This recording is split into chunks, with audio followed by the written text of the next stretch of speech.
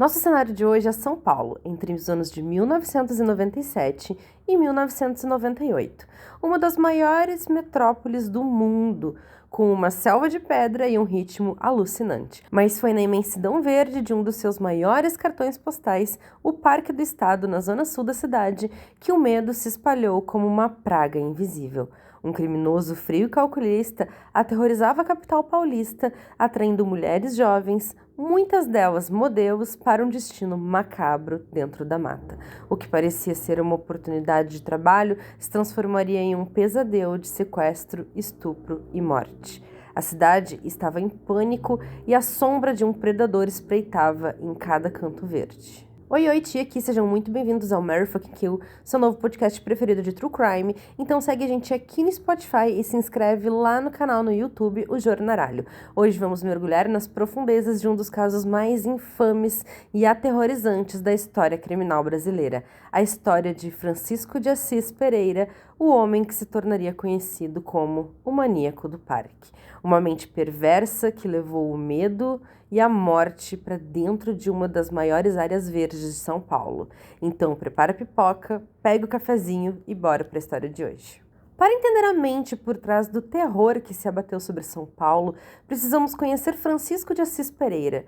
Nascido em Pernambuco, Francisco migrou para São Paulo em busca de oportunidades, como muitos outros. Antes de se tornar o Maníaco do Parque, ele já possuía um histórico criminal considerável, com passagens por roubo, estupro e até mesmo um assassinato.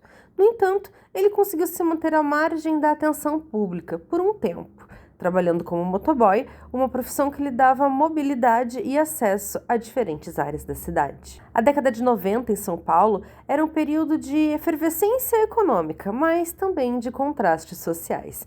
Muitas jovens sonhando com uma vida melhor viam na carreira de modelo uma chance de ascensão, e era exatamente desse sonho que Francisco de Assis Pereira se aproveitava.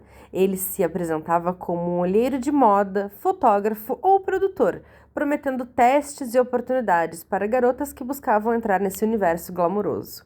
Sua estratégia era simples, mas eficaz. Ele abordava as jovens em locais públicos, como pontos de ônibus, estações de metrô ou até mesmo agências de modelos menores, sempre com um discurso convincente e uma falsa promessa de sucesso. A maioria de suas vítimas eram mulheres jovens, bonitas, entre 18 e 25 anos, muitas delas vindas do interior ou de outros estados, com pouca experiência na cidade grande e famintas por uma chance. Francisco se aproveitava dessa ingenuidade e aspiração. Ele atraía as vítimas para dentro da mata sob o pretexto de realizar ensaios fotográficos ou testes de passarela em um ambiente natural e exclusivo. Uma vez lá dentro, isoladas e longe de qualquer ajuda, as jovens eram sequestradas, amarradas, estupradas e, em seguida, assassinadas. Os corpos eram desovados na mata, muitas vezes de forma brutal e fria. As mortes ocorriam por estrangulamento, asfixia ou golpes. A frieza e o sadismo de Francisco eram evidentes. Estimou-se que o Maníaco do Parque tenha feito pelo menos 11 vítimas fatais confirmadas, além de várias sobreviventes que conseguiram escapar de suas garras ou que foram abandonadas após a agressão. Os casos começaram a chamar a atenção da polícia e da mídia no final de 1997 e início de 1998. Os desaparecimentos de jovens com perfis semelhantes, todas ligadas ao universo da moda ou em busca de oportunidades, e a descoberta de corpos na mesma região do Parque do Estado acenderam o alerta. O terror se instalou na cidade. A imprensa passou a noticiar os casos com grande destaque, cunhando o apelido Maníaco do Parque para o serial killer desconhecido. A psicose era tamanha que pais proibiam suas filhas de irem a entrevistas de emprego sozinhas. Agências de modelos emitiam alertas e a imagem de um motoboy oferecendo oportunidades virou sinônimo de perigo. A pressão sobre a polícia era enorme. A Divisão de Homicídios de São Paulo montou uma força-tarefa para capturar o maníaco. O perfil psicológico do criminoso foi traçado. Um homem aparentemente comum, com um grande poder de persuasão que se aproveita da vulnerabilidade das vítimas. A investigação foi um trabalho de paciência e de inteligência policial. Uma das chaves para sua captura foi o depoimento de vítimas sobreviventes que conseguiram escapar das garras de Francisco. Elas forneceram detalhes cruciais sobre sua aparência, seu método de abordagem e a moto que ele utilizava. Além disso, a polícia utilizou a análise de modus operandi e a quebra de sigilo telefônico. Uma pista importante veio de uma das vítimas, que antes de ser levada para o parque, conseguiu ligar para uma amiga e mencionar que estava indo fazer um ensaio com um motoboy em uma determinada região. A captura de Francisco de Assis Pereira ocorreu em 16 de agosto de 1998, na cidade de Itabuna, na Bahia. Ele estava foragido e foi localizado através de uma denúncia anônima. A notícia de sua prisão foi recebida com alívio e temor em São Paulo e em todo o Brasil. O rosto do maníaco do parque era finalmente revelado ao público. Uma vez preso, Francisco de Assis Pereira confessou os crimes com uma frieza perturbadora. Ele narrou os detalhes de suas abordagens, os sequestros, os estupros e os assassinatos, sem demonstrar remorso. Em seu depoimento, ele alegou que sentia prazer em matar e que as vítimas eram meros objetos para satisfazer seus desejos. Os laudos psiquiátricos o descreveram como um psicopata com ausência de empatia e consciência moral.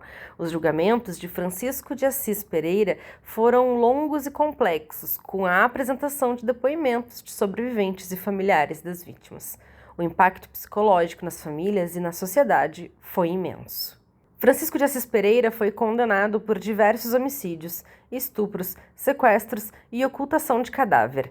As penas somadas ultrapassam 260 anos de prisão. Ele está preso desde sua captura, cumprindo pena em regime fechado e se tornou um dos criminosos mais notórios da história do país. O caso do maníaco do parque deixou um legado sombrio e levantou importantes discussões, como a segurança pública. A série de crimes expôs a vulnerabilidade das mulheres e a necessidade de mais policiamento e investigação para combater serial killers. A psicopatia, porque o caso reacendeu o debate sobre como o diagnóstico e o tratamento de psicopatas e a forma como a justiça lida com indivíduos que apresentam extrema ausência de remorso e periculosidade. E a confiança e o perigo. O maníaco do parque se tornou um alerta sobre os perigos de confiar em desconhecidos, especialmente em busca de oportunidades, e a importância de verificar credenciais e referências.